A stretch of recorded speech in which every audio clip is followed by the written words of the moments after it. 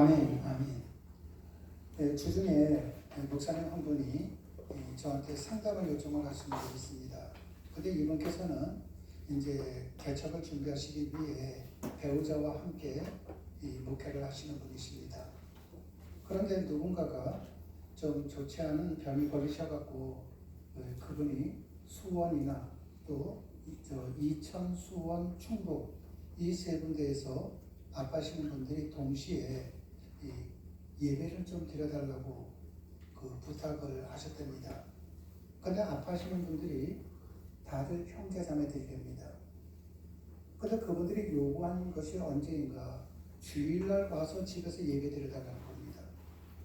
그러면서 자기는 지금 여기에서 개척을 하고 지금 배우자와 둘이서 예배를 지금 드리고 있는데 주일날 제가 거기에 가서 예배 드리는 것이 옳습니까? 아니면은 주중에 가는 것이 옳습니까? 그런 질문을 하셨습니다. 오늘 말씀과 연관이 있기 때문에 말씀을 드리는 겁니다.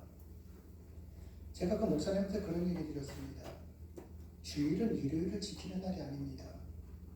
주일은 부활하신 주님을 만난 날이 주일입니다.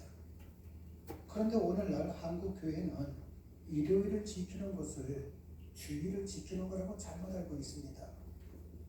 예수님께서 계셨을 때는 월, 화, 수, 목, 금, 토일이 없었습니다.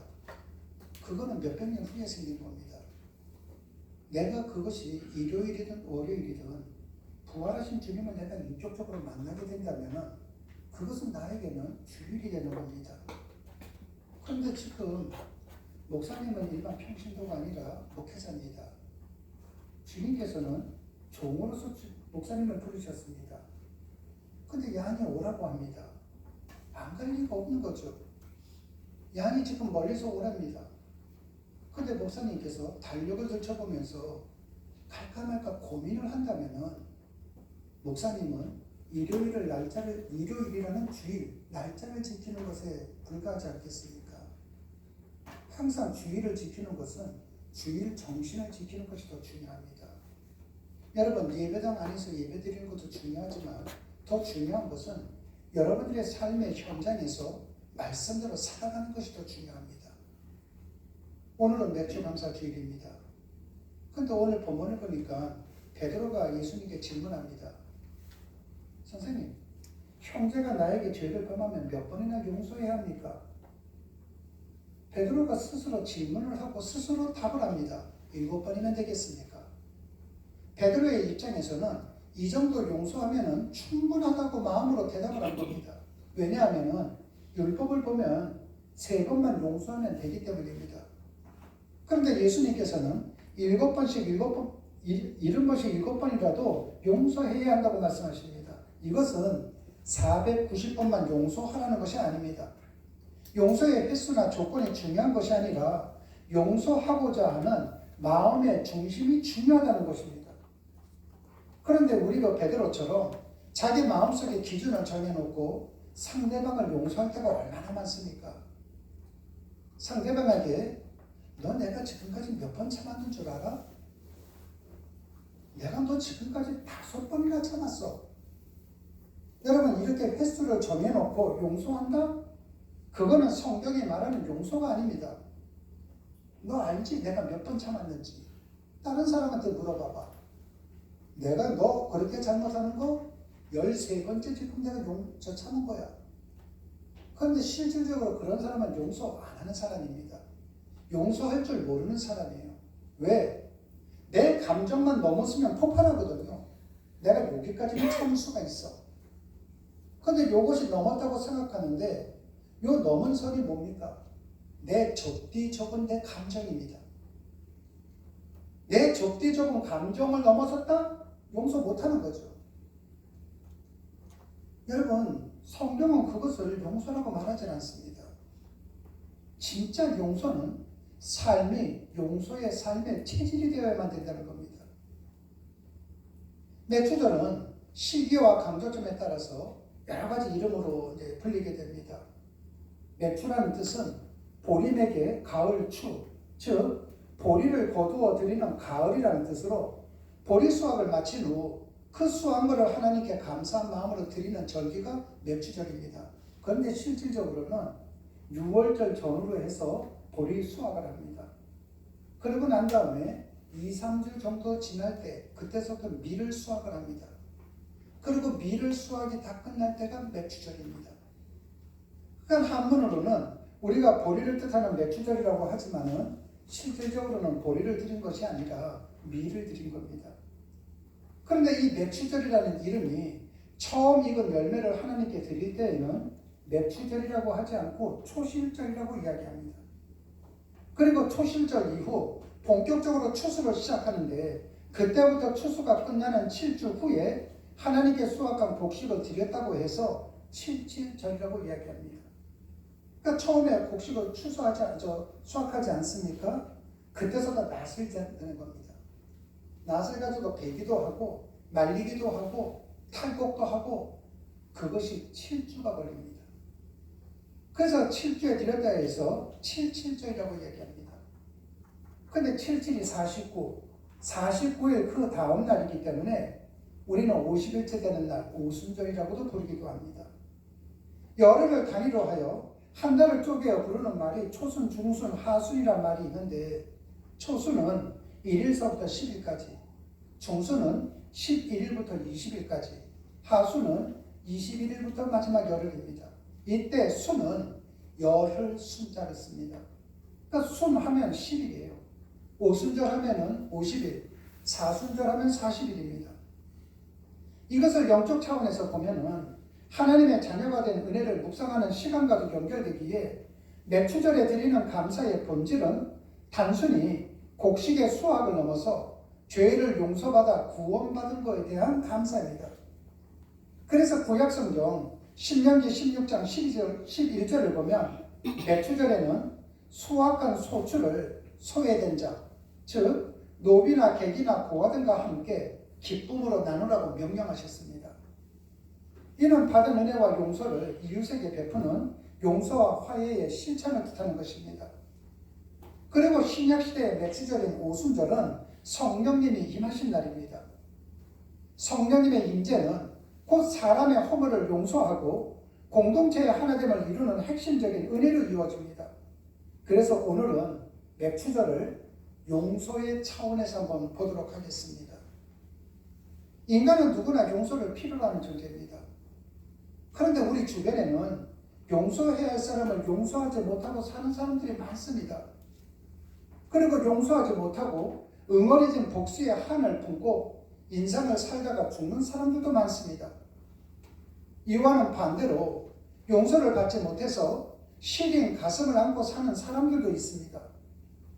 내가 상대방으로부터 용서를 받아야 하는데 용서받지 못함으로 인해 마음의 상처를 가지고 살아가는 사람들 우리 주변에 굉장히 많습니다. 여러분들은 어떻습니까? 혹시 여러분들 가운데 누구를 내가 용서하지 못하고 사는 분이 계십니까? 내가 몇 번 참았는 줄 알아? 하는 분들이 있습니까? 아니면 누구로부터 용서를 받아야 하는데 용서받지 못해 시린 가슴을 안고 사는 분이 있습니까? 용서는 동전의 양면과도 같은 감정입니다. 그래서 용서하지 못해도 마음에 상처가 남고 용서를 받지 못해도 상한 마음으로 신음하면서 살아갑니다. 따라서 용서는 참으로 중요하죠. 그렇다면 성경이 말하는 용서가 무엇이겠습니까? 오늘 본문을 보면 1만 달란트 빚진 자가 있습니다. 예수님 당시에 이스라엘이 로마 제국에 1년에 바친 세금 총액이 800달란트입니다. 여러분 800달란트 하면은 오늘날로 인건비 하루 일당을 10만 원을 잡는다면 약 한 4,800억 정도가 됩니다. 800달란트라고 했습니다. 그렇다면 1만 달란트는 얼마가 되겠습니까? 이스라엘이 로마 제국에다가 1년에 바치는 세금이 4,800억인데 지금 1만 달란트라면 약 6조 원이 됩니다. 인간의 힘으로는 도저히 감당할 수 없는 액수의 빚을 의미합니다. 그런데 주인은 빚진 자에게 뭐라고 말하는가? 내 몸과 처자식을 팔아서라도 빚을 모두 갚으라고 말합니다. 여러분, 내가 누군가에게 빚을 지고 있다는 것은 참으로 괴롭지 않습니까? 특별히 물질적인 빚에 쫓겨나게 되면 얼마나 힘듭니까? 도저히 빚을 감당할 수 없는 종이 말합니다. 조금만 기다려 주십시오. 제가 노력해서 다 갚겠습니다. 그런데 그때 기적이 일어났습니다.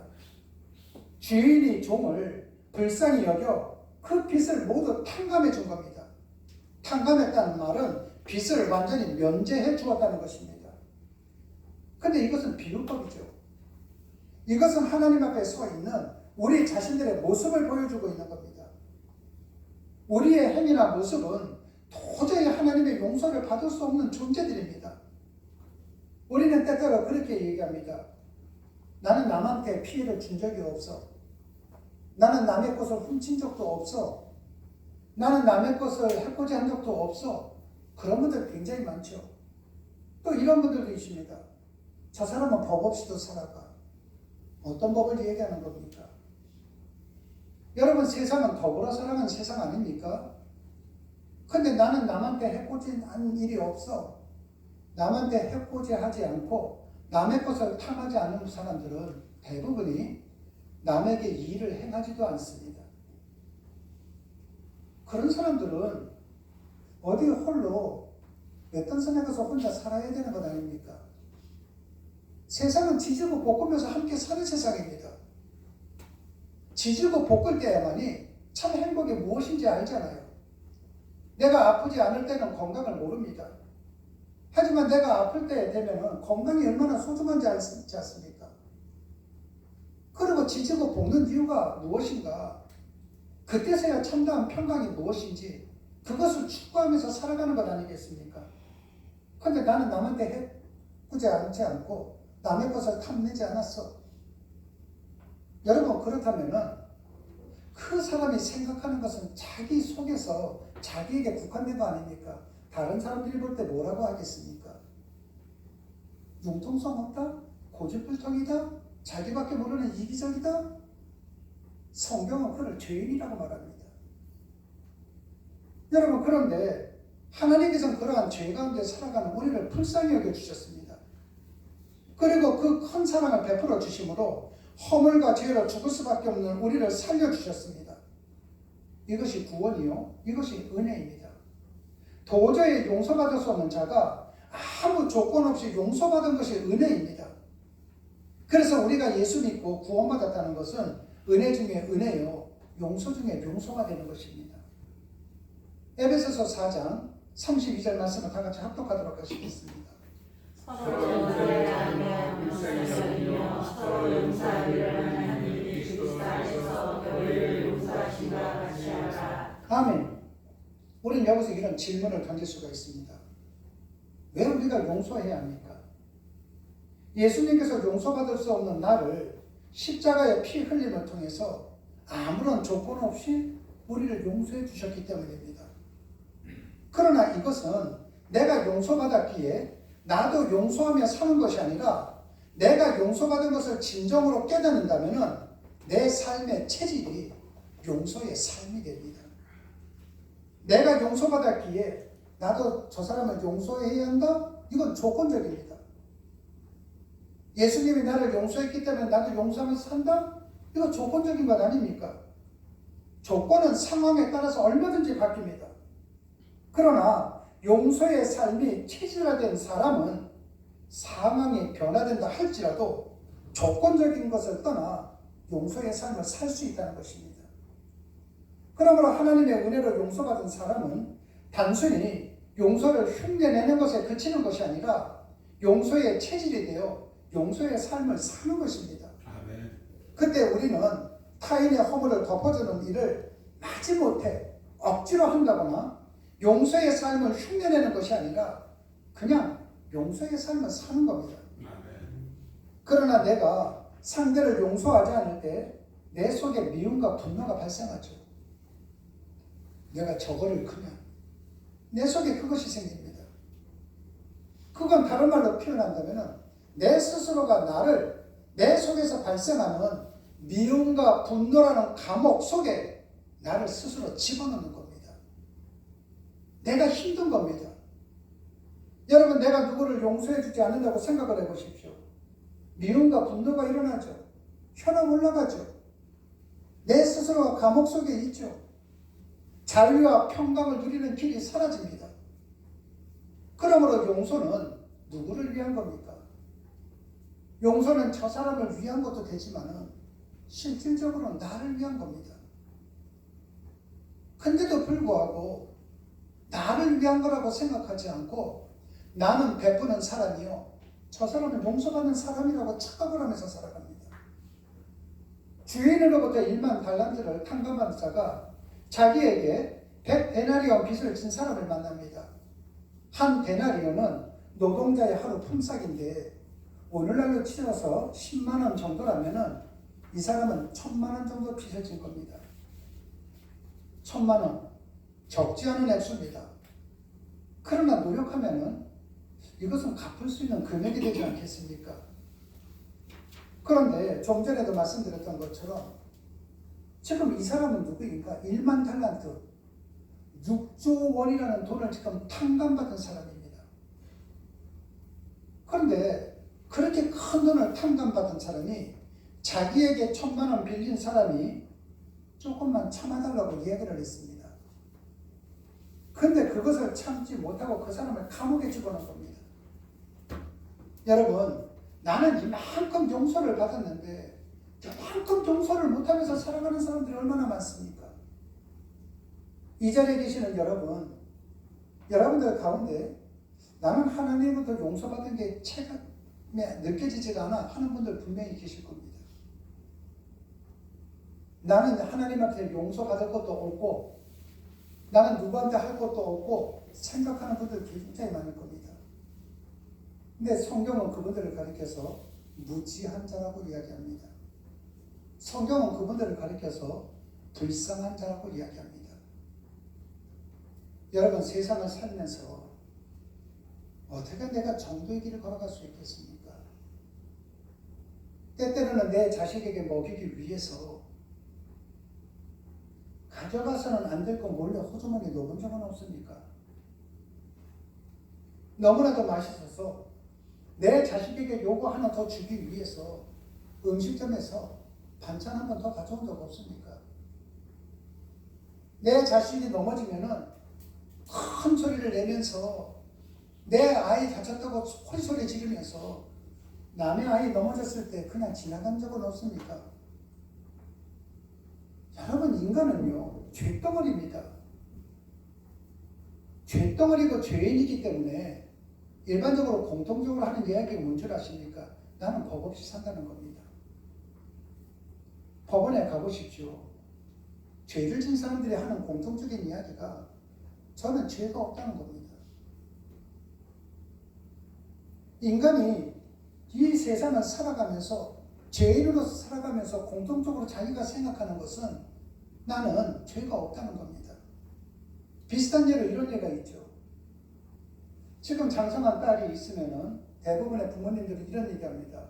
너도 아빠 같은 사람 만나야 되는데. 여러분 그 말 한번 곰곰이 생각해 본 적 있습니까? 아빠는 딸을 위해서 목숨을 내놓은 사람입니다. 근데 거기에는 전제 조건이 있죠. 내 딸에 한해서. 오늘날 내 딸에 한해서는 목숨을 거는 사람들 가운데에 남의 집 딸을 취향하는 인간들이 얼마나 많습니까? 근데도 불구하고 이야기합니다. 아빠 같은 사람 만나야 된다고요. 똑같은 개념으로요. 나는 죄 없이 법도 없이 사는 사람이라고 똑같은 말입니다. 여러분, 그렇다면은 6조 원이라는 돈을 탕감받은 사람이 1000만 원 빚진 자를 감옥에 가둔 것이 원래 그 사람이 마음이 악해서일까요? 아닙니다. 물론 그럴 수도 있지만은 그거보다 더 큰 문제가 있습니다. 1만 달란트를 탕감받은 사람이 하나님이 용서해 주신 그 용서를 체감하지를 못했기 때문입니다. 좀 전에 말씀드렸던 것처럼 내가 용서를 받았다면 감사합니다, 이걸로 끝난 거지, 이 용서받은 것을 내가 감사한 마음으로 받아들이면서 내가 용서의 삶이 체질화가 되지 못했기 때문입니다. 여러분, 우리 그리스도인들은요, 용서의 삶이 체질화가 되어야만 됩니다. 그래서 어떤 상황에서도 용서하는 삶을 자연스럽게 살아가는 자가 되어야만 합니다. 그렇지 못하면은요, 이해관계에 따라서 내가 용서할 때도 있고 용서하지 않을 때도 있다는 것입니다. 이 인간 달란트를 탕감해준 주인이 종에게 어음 끊어준 것 아니잖아요. 언제까지 날짜를 줄 테니까 그때까지 갚으라고 얘기한 것도 아닙니다. 무조건적으로 면제해 준 겁니다. 그런데 종은 탕감 받았다는 사실을 깨닫지를 못한 겁니다. 여러분, 우리 주님께서 우리에게 용서를 해주고 탕감을 해준 이유가 뭔지 아십니까? 너희의 삶에 그렇게 체질화가 되라는 겁니다. 가식적인 것이 아니라요. 그때 우리는 예배당 안에서의 모습이 삶의 현장에서도 그대로 이루어지는 겁니다. 그런데 오늘날 보십시오. 예배당 안에 사람이 없는 것이 문제가 아니라 우리 삶의 현장에서 하나님의 말씀대로 살아가는 그리스도인이 없는 게 문제 아니겠습니까? 왜? 체질이 되지 않았기 때문이죠. 우리 주님은 우리의 어떤 자격이나 조건, 공로를 보고 용서해 주신 것 절대로 아닙니다. 로마서 5장 8절 말씀 다 같이 한번 합독하도록 하시겠습니다. 우리가 아직 죄인 되었을 때 그리스도께서 우리를 위하여 죽으심으로 하나님께서 우리에게 대한 자기의 사랑을 확증하십니다. 아멘. 우리 주님께서는 우리가 여전히 죄인 상태에 있을 때 우리를 용서해 주셨습니다. 이것이 진정한 용서입니다. 그런데 아직도 이러한 주님의 진정한 용서를 경험하지 못하고 사는 분들이 우리 주변에는 굉장히 많습니다. 골로새서 2장 14절에서 15절 말씀을 다 같이 한번 합독하도록 하시겠습니다.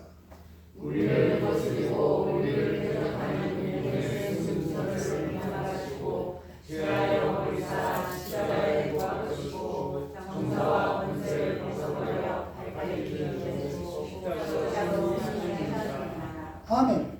왜 우리들이 예수님을 믿으면서 죄책감에 시달리고 열등감과 좌절감 속에서 방황하는 줄 아십니까? 주님의 십자가의 용서를 완전히 경험하지 못했기 때문입니다. 내가 주님으로부터 용서받은 것을 체험하는 자는 남을 용서하는 삶을 살게 됩니다. 그러나 그 용서의 하나님을 믿지 못한다면 남을 용서하지 못합니다. 1만 달란트를 탕감받은 종이 자신이 용서받았다는 것을 확신하지 않은 겁니다. 그래서 다른 사람을 탕감하지 못하고 있는 거죠. 이것을 보고 주인이 대단히 화가 났습니다. 그래서 주인이 그 종을 뭐라고 부르는가? 악한 종이라고 부릅니다. 여러분, 용서하지 못하는 삶이 있다면 하나님은 지금도 우리를 가리켜 악한 종이라고 부르십니다. 그리고 거기서 끝나는 것이 아니라 책망하십니다. 내가 내 빚을 전부 탕감하여 주었거늘 내가 너를 불쌍히 여긴 같이 너도 저 사람을 불쌍히 여기는 것이 마땅하지 않느냐? 호통을 칩니다. 주인이 노하여 빚을 다시 갚으라고 명령을 하고 그 종을 감옥에 다시 집어넣습니다. 얼마나 비참합니까? 그런데 어쩌면 이런 어리석고 비참한 모습이 우리 자신의 모습은 아닙니까? 주님으로부터 우리는 무조건적인 용서를 받았는데 남을 용서하지 못하고 무자비한 모습으로 살 때가 얼마나 많습니까? 나의 자존심 때문에 신경전을 벌일 때가 얼마나 많습니까? 내가 먼저 손 내밀지 못하고 상대가 손 내밀 때까지 기다리고 있는 것은 아닙니까? 내가 먼저 용서하지 못하고 상대방의 용서를 기다리고 있는 것은 아닙니까? 내가 받은 용서의 은혜는 기억하지 못하고 내가 받을 것만 생각하는 것은 아닙니까? 이렇게 무자비한 종의 모습이 바로 오늘을 살아가는 우리의 모습은 아닙니까? 예수님께서는 이렇게 결론을 내리십니다. 다 같이 합독하도록 하시겠습니다. 너희가 각각 중심으로 형제를 용서하지 않으면 내 성께서도 너희에게 이와 같이 하시리라. 아멘. 하나님은 우리에게 중심으로 형제를 용서하지 않으면 똑같은 방법으로 우리를 대하시겠다고 말씀합니다. 너희가 저 사람을 용서하지 못하고 살아간다면 나도 널 용서하지 않을 거야. 그래서 주기도문을 통해 주님은 날마다 이렇게 기도하라고 명령하십니다. 우리가 우리에게 죄진 자를 사하여 준 것 같이 우리 죄를 사하여 주옵소서. 날마다 용서의 삶을 살기 위해 기도하라고 주님의 명령입니다. 산상수훈에서 예수님은 주기도문을 말씀하시고 곧 이어 용서에 대해서 재차 이렇게 강조하고 계십니다. 합독하시겠습니다. 너희가 사람의 잘못을 용서하면 너희는 하나님 아버지께서도 너희의 잘못을 용서하시리라. 너희가 사람의 잘못을 용서하지 아니하면 너희 아버지께서도 너희 잘못을 용서하지 아니하시리라. 아멘. 이 말씀은 내가 남을 용서함으로 구원에 이르는 것이 아니라 용서받을 수 없는 내가 용서받았기에 앞으로 용서의 삶을 살라는 명령입니다. 그런데 이 용서를 여러분 탕감이라고 한번 생각을 해보십시오. 여러분들 가운데 혹 물질적이든 정신적이든 어떤 형태든 빚진 것이 많습니까? 하나님께서 그걸 탕감해 주시겠다는 거죠. 근데 그 탕감의 조건이 뭡니까? 용서의 삶, 탕감의 삶이 체질화가 되라는 것입니다. 여러분 누군가에게 베푸는 손이 인색해서는 안 됩니다. 여러분 인색한 손에는 하나님의 은혜가 임하지를 않습니다. 그러므로 여러분들이 용서의 삶, 탕감의 삶을 사는 것은 누구를 위한 것이 아니라 바로 여러분을 위한 것입니다. 그렇다면 용서란 무엇인가? 첫째로 용서는 내게 베풀어 주신 하나님의 사랑을 나는 누군가에게 먼저 주는 겁니다. 여러분들이 하나님의 사랑을 받았다면 누군가에게 주십시오. 아멘. 둘째로 용서는 과거를 생각하지 않는 겁니다. 너 옛날에도 그랬는데 지금도 그래? 여러분 과거에 포로가 되면은 그 사람 절대로 용서하지 못합니다.